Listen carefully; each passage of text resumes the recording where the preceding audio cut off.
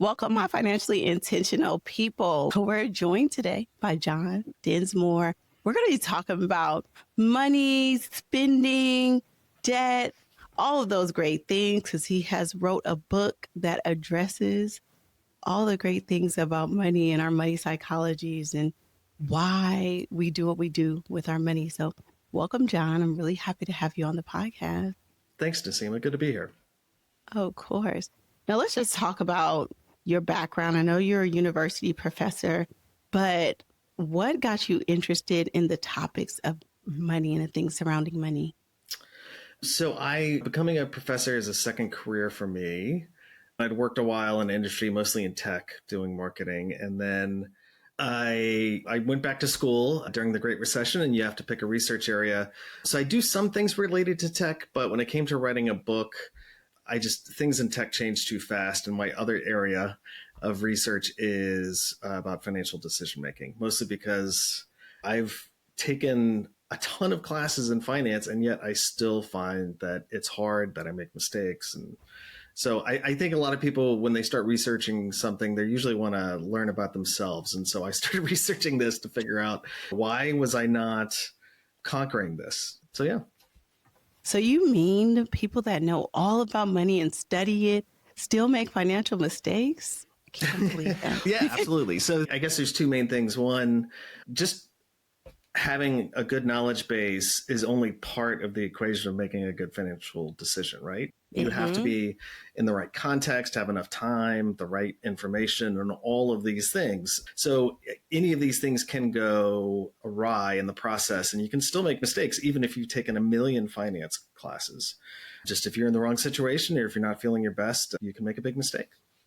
Yeah, I think a lot of people are really reluctant to change their finances. And because they have made mistakes, they're just like, I'm just not good at this, and just throw in the towel. So I think it's just really important for them to understand that we all make mistakes, even the people with the best of knowledge, even people in the finance space still do these things. But the biggest lesson is to keep on going, to keep on learning, to keep on growing, but not let that stop you from working on your money challenges. No, absolutely. And I think fear and anxiety there's the old saying that what stress makes you stupid.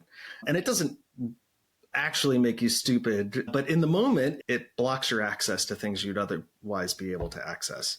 So the best thing you can do typically is, even though I think almost everyone finds financial decisions angst provoking, is to take a deep breath and get help if you feel like you don't understand something, or at least don't commit to something if you aren't sure that you understand it. That is great. I know that you are a marketing professor, and so you understand a lot of what goes into persuading people to spend and to be consumers. And I don't think people understand how those messages have been in front of us since we could understand things. Like, my daughter's 2. She knows what McDonald's is. She asked for sushi for dinner last night. Yeah. And all of that is because of some kind of marketing, some kind of programming. And in order for us to fix our financial mistakes, we almost have to do that same kind of programming in reverse. And I know that you have a book that talks about like debt and the traps and how people get you to spend. Can we talk a little bit about the things that you've discovered? And you talk about, it's from the cradle onward, people have some sort of concept about money and status and things like that. And part of my research on financial decision making, it comes from an area they call evolutionary psychology, which is really looking at going back to the early days of humans roaming the earth, is there anything that we bring with us from those early days? And a big part of it is status, right? Back when we were living in caves, status was not about wearing the cool shoes or driving the nice car, but what status would get you, and typically status came in the way of, if you were a more physically imposing person, status would back then, right? And when you had status, what you found was people might just give me food. I might not have to go out and find it. And the mate that I had my eye on, the mate's more likely to have their eye on me if I have this status. So that's way back then. So now, instead of physical dominance, it's financial dominance. Money is an undercurrent at the very least in almost everything that we do. Mm. And whether people consciously or unconsciously, we all take cues from others about where we think we are in the hierarchy. And a lot of times that can encourage us to make some really stupid decisions, right? Mm-hmm. So there's a section in the book where I talk about gold cards, right? Back in the day with gold cards, when American Express introduced it, it was a card specifically targeted for people with lots of financial resources. Mm-hmm. And it quickly became the status symbol. And so other credit card companies started slapping gold, diamonds, platinum on all their cards, including some that were specifically targeted to people with bad credit. So clearly it's not a true symbol, some of these cards, of financial status, but when people who are lacking financial status get these cards, they use them a lot more because it feels good, because it can become like a socially visible cue to others that they have status. And if you're a person with limited means spending more than you should, then that spells trouble. I think that's really important. I just think about lounge access and like the American Express, like platinum card. And, and of course, I feel like because it's desirable for so many people, like they opened it up to so many people now that even though, yes, it is a status symbol, it's been watered down. But the thing is, I think people are chasing these status symbols on these cards, even though I think the fees on my Chase Sapphire card are going up to $750 in September in next month. Oh, like an annual fee? Yes. Oh, well.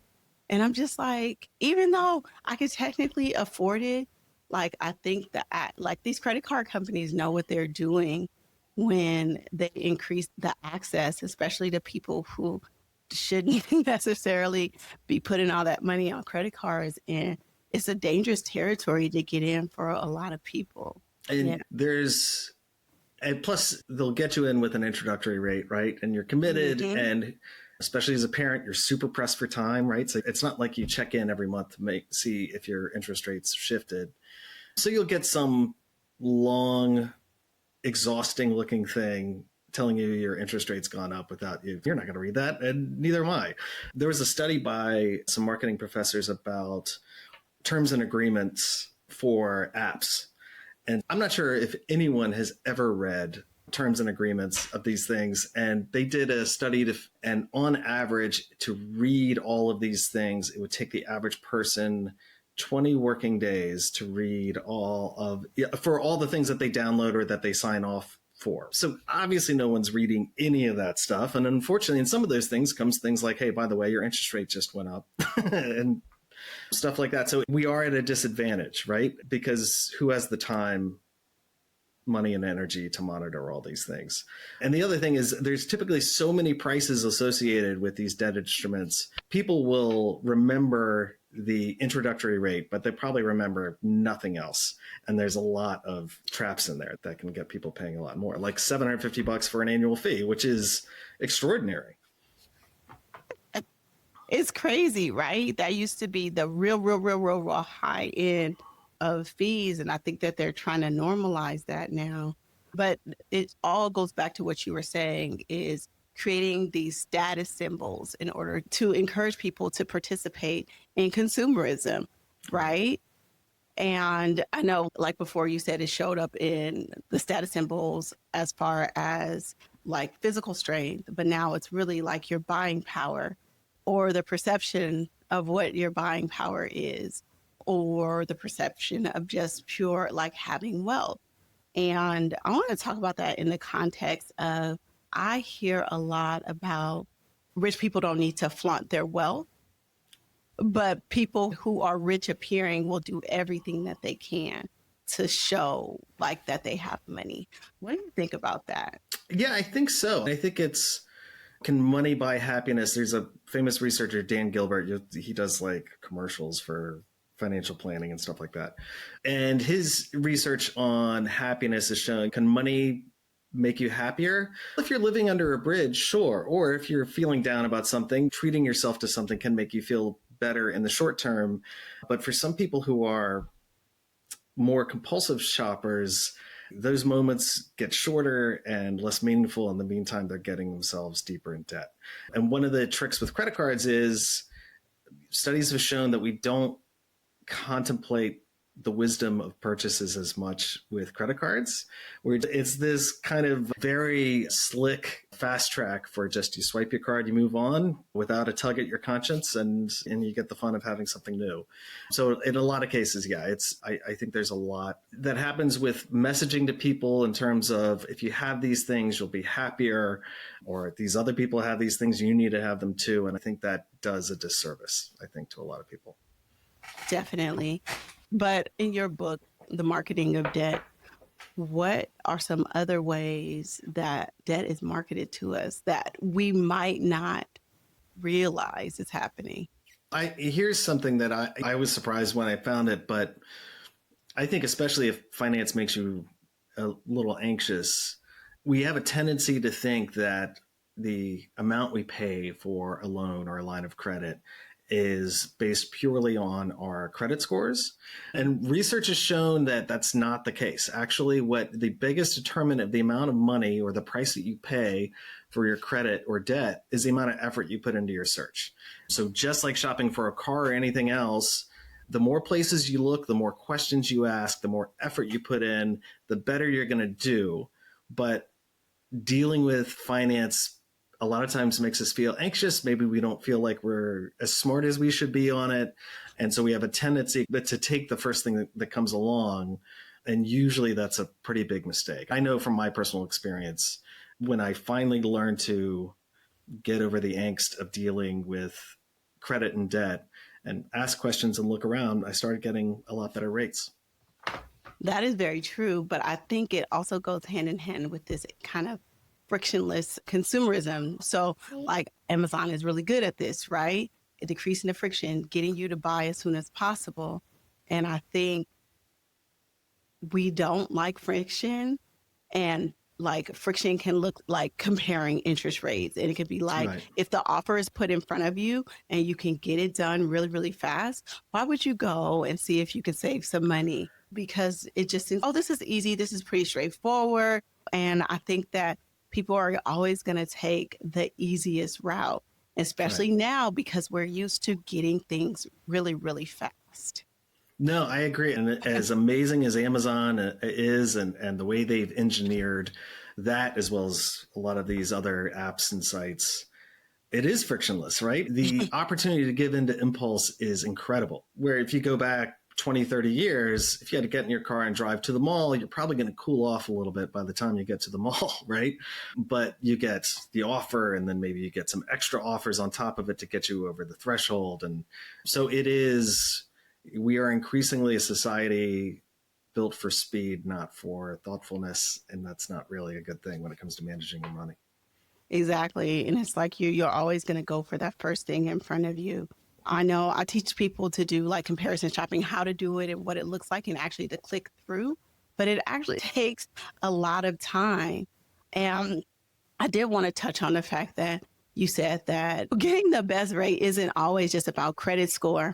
And I do want to touch on the fact that for some people and for some communities, it isn't just about credit score either. I want to talk about, like, in your research, how marketing is targeted to different demographics, because I feel like oftentimes products marketed to the Black and Brown communities are not the best products, right? They have high interest rates, they're predatory, and all of those kind of things. And historically, when we're searching for things, like you used to go into a bank and ask for a loan, but you weren't often offered the same interest rates and the same product lines as the next person. So I think that I just want to touch on that a little bit in your research, because I think that is not always just that black and white for a lot of people. And oftentimes a lot of people are expecting not to get the best rate, even if they do have good credit scores.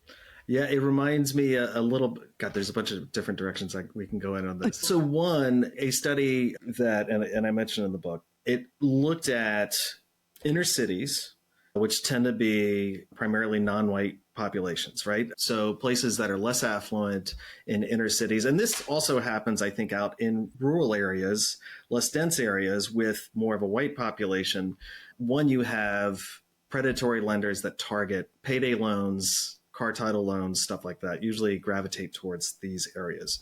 And they are looking to prey on a less sophisticated and possibly, and not without reason, more anxious population when it comes to dealing with this stuff. So a recent study showed that if there's a blood bank, a place where you can sell your plasma in poorer neighborhoods, use of payday loans goes down. I forget the percentage, but it's 20% or something like that. The problem for a lot of folks is not that they don't understand, right? That some of these places that don't have their best interests in mind. It's that they have no options, right? There's not a lot of commercial banks that tend to want to locate in either the inner city or out in rural areas. And so people have to take what they can get. So that's one aspect, a lack of options for people with limited means. I think another thing is also when you have a lot of brokers, I'm sure there's disclosure of different financial relationships in the fine print of all those things that none of us have the time to read. When you look at research on discrimination in lending, it's significant, right? Consciously or unconsciously, it's happening. And I think it's unfair and it's not right, but what can you do as someone if you feel like you're being targeted in that way?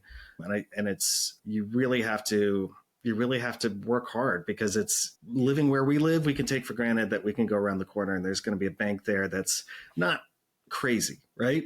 But if you're living in one of these areas, you don't have that. And so if you live in one of these areas, people might be like, why do you use a payday lender? It's what choice do I have? And the other thing that I think a lot of these, if you look at like payday lenders and car title loans, which only some states have limited the amount of interest that they can charge.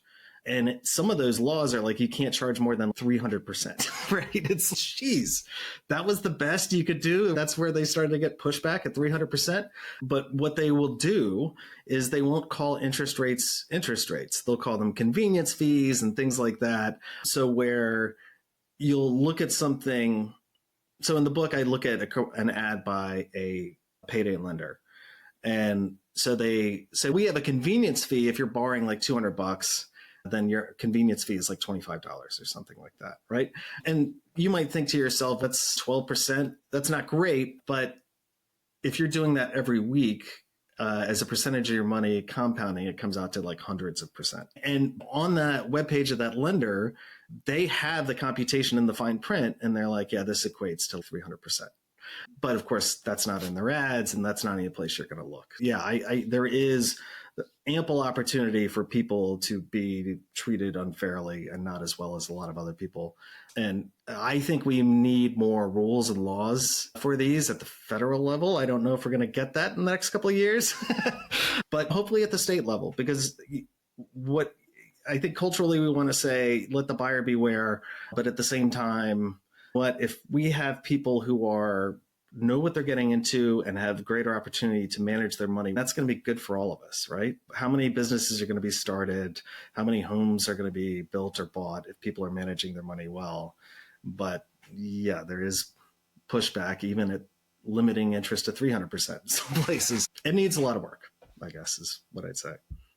Yeah, I think the bigger lesson for people is to not settle, do your research, and understand that there are different lenders and there is a lot of opportunity out there for you to work with people who can and will give you fair rates. Yeah. And be prepared to walk, I think, too. Yeah, exactly. Right? Be prepared to walk. So just as an example, when I bought this house, it's a new build and they always have deals if you go with the lender and all of that kind of stuff. And the incentives are really, really good. But sometimes the incentives won't outweigh like what you're going to get in the long run, right? The interest rate that you're going to be paying. And I remember credit score perfect, me in this financial wellness space, and me having a good down payment, like coming and they telling me that my interest rates is going to be 2 points above what I know they offer somebody else. Right. And I'm just like, this seems unfair. Is there something that we can do about it without getting frustrated? They're like, no, that's the best rate. So I go to my friend who's a broker, a mortgage broker, and I'm like, this is the rate they gave me. And she's, no, that is a crazy rate. And so I ended up having to threaten to sue, threaten to walk out of my contract. And I think they compromised and gave me my incentives anyway, because I did not go with their lender. But it's like the amount of fight I had to put in to be able to just get at an equal level at somebody with all of my same financials is insane. And yes, I think that we still have a lot of improvement, but I think I just want to tell people not to compromise on those kind of things. And I think in a lot of cases, was the builder explicit about they're making money back from the lender on that? Of course, Probably not so much. Of course not. Car dealers, they make money off of referring you to their in-house, whoever they've signed a deal with. And I've gotten jacked up on a mortgage and on a car before, not going in, knowing what was going on. But if you walk in with a pre-approval letter or offer, all of a sudden people are going to be a lot more accommodating. It's terrible that you have to do that, right? It would be nice to be able to trust folks and just think that they're being fair with you. But a lot of these places, the more money they can make off of you, the more money they're going to make for themselves. So your comparison shopping, having something in hand is probably the best thing you can do for that. Yes. Yes. All right. What are some more debt traps and the more ways we get caught up? One of the things that you see often is, so inherent in debt usually is you get it now and you pay for it in the future. But there's a lot of research about how when people think about stuff being just a little bit in the future, we tend to think of it a lot differently, right? An example I use is if someone asks you for help moving today, you're probably going to look around and be like, oh, I've got to take my daughter out to this thing. I've got all these things to do. I can't help you. But if they say, would you commit to it in 2 weeks from now? You're probably going to commit if it's a good enough friend, right?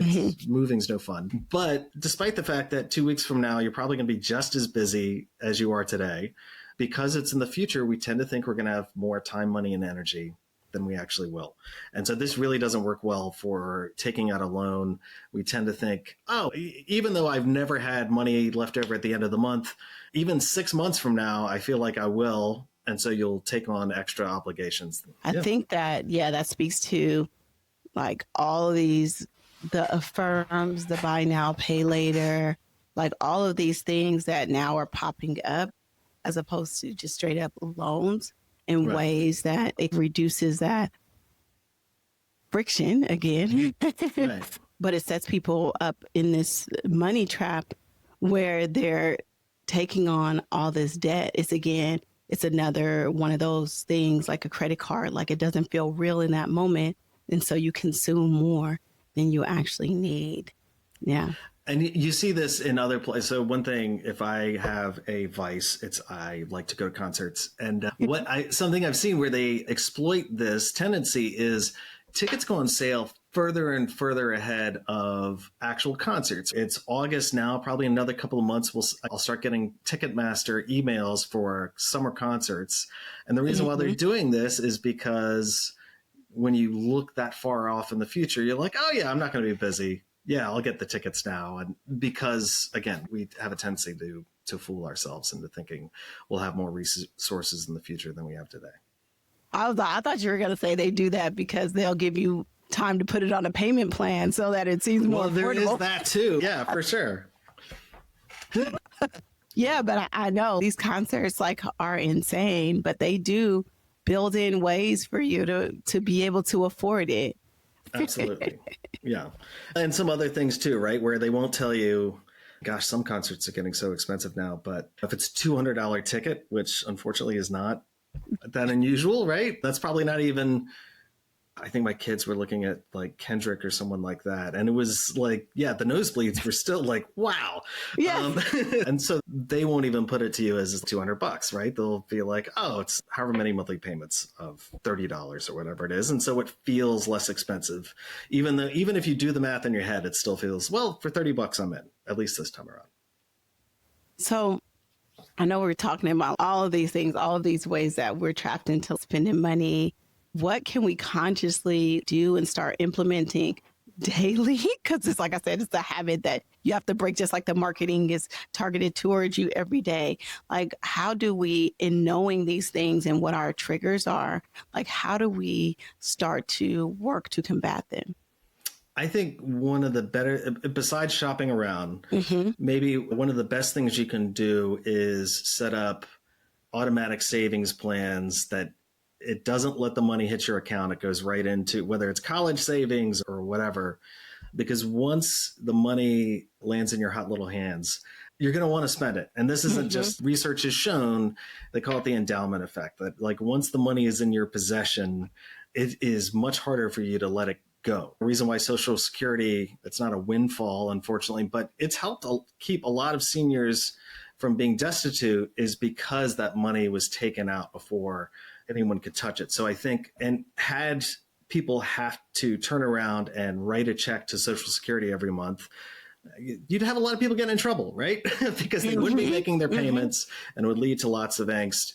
But over time, I think a lot of people say, you know what, at a certain point, you start to accept the reality that, okay, I'm going to be old at some point and I'm not going to be able to work all the time. So it's good that I do this.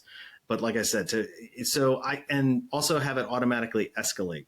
So if you get a raise, say, okay, let's say you're putting whatever percentage of your paycheck into whatever savings account, keep it as make sure that percent keeps going, even if your pay goes up over time. Sounds a lot like the anti-budget, right? You put these things in place first, like you automate these things, and then you don't have to budget because whatever is left over, you just get to spend because you've already met your other goals, right? Right. Yeah. And I think it's so, as someone who's like ADHD, I've developed all these systems just for daily living where I've got all my lists and things like that, just because. So yeah, I think maybe you are future-proofing yourself by putting all these things into place, and don't give yourself an opportunity to give into your most favorite vices financially. Yeah, I think that's super important because I think people like underestimate like how much we are tempted to spend. And if we don't have those systems in place, then all the money is going to be gone and we'll have nothing to show for it. I like to tell people that. And it's actually not as hard as most people think, or I don't know, a lot of people think, oh, if I contribute more to my retirement, or the thought of maxing out a retirement account, I'm going to be destitute. How am I going to live? Right. How am I going to? And then so I actually love like breaking down those numbers and actually putting it in a calculator and be like, actually, it doesn't reduce your take home pay by that much because this is how it offsets your taxes. Right. And you know what I'm saying? Well, and depending on what your employer matches too, right? Yes. Like you're turning down free money if you're not going up to the levels to get the free match. Exactly. And we don't turn around away free money here. Yeah. Yeah. I think I love the fact that you automate it and you automate those increases. There's a way to do that, like with your retirement plan, like have it go up 1% to 2% every year so that as you're getting your raises or cost of living increases, you're also continue to contribute at the same level. And I think, I love the fact of doing that in the background. And I know I've done it and I do it so much now, I don't even think about it. But like when I tell people, they're like, you're crazy. Because I've gotten to the point where I think I put $1,800 a paycheck because I have a 403B and a 457. Yeah, 1,800, like 18 something a paycheck. And they're just like, how could you? And I just do it. Just do it. Right. And a lot of people are just like, I just can't see myself. But, what I encourage people to do is just try it, just start. And guess what? Your lifestyle will shift around that. And there's something about it not being in your account. And when you see it, especially for me, I'm the cook in my house. I don't know if you're the cook in your house. But my God, how tempting is it to order out like every single day? Because it's, you know what, the kids will eat it. They're not going to complain about whatever it is. So there's always temptations for that. And I would probably order out more, but I have finally adopted the mindset of everything comes out the first of the month and we just live off of whatever is left. because the exercise of trying to anticipate what my monthly expenses were going to be or how much money we'd have left, there's just too many things, right? For anybody, really. Yeah. So I think it's for us, and because this is also part of what I learn about for my job, it was more like, okay, here are these savings priorities. We're going to go ahead and set these up and we'll figure it out from there. Because there's always, whether it's ordering out or, you know what, we haven't gone on a trip. Let's go on a trip because we all deserve something, right? We all work hard, but unfortunately, like that mindset, can all of a sudden you're looking around and your credit card debt's through the roof and all that stuff. Yeah, I was just thinking about my kids are pretty spoiled because I'll pick them up. Actually, my daughter this morning was just like, yeah, we're going to take a trip this weekend. It's Labor Day. Right. Why not? I guess we are. I don't know. Yeah, I don't know. Yeah, it's tough to call. I was always lucky. So I'd grown up in a house where my dad had lost his father like very young. And so he'd said he had promised himself that he wasn't going to put the pressure on his kids that were put on him as a result. And so I probably grew up extra clueless. So I don't begrudge my kids being like, my older son he's obsessed with music and he started playing bass. Wow. And so I was like, we'll get you like a starter bass or whatever. I was like, but your birthday's not for a few months and this is so this is probably going to be, I don't want you to be disappointed on your birthday. And he's like, don't worry, Dad, I'm going to want more stuff by the time my birthday rolls around. I was like, that is not what I was saying, but it's that perspective. I had the same perspective at that age. Right, but I love that. It is just, I know I grew up like not having a lot and understanding scarcity really, really well. Right. And working so hard so my kids don't have to live like that. But at the same time, I'd be like, these kids just don't know how good they are. Right. And then it's just like, oh my God, it was really my fault because they've never had to struggle. They don't understand that. They don't understand that. Right. But which is the better choice, right? Exactly. Do you want them to stress about money or do you want them to be kids and a little more carefree? The line's somewhere there in the middle. I just couldn't tell you exactly where. I know.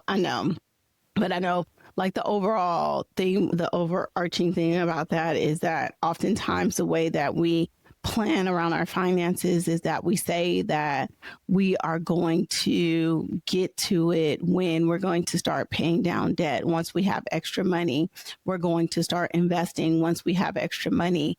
And that never comes. And so if you don't psychologically put those things in place where you're paying yourself first, right. It doesn't happen.